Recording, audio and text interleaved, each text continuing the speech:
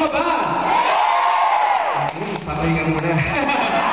Hindi, meron pa po kaming number mamaya. Abangan po ninyo lahat yun. Mag-enjoy po kayo, pinagpihan po namin para sa inyo lahat yun.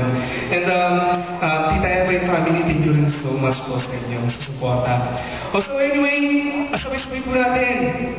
I-welcome back ang nag-iisang Crystal Boys of Asia, Miss Sherry Reyes po. Thank you.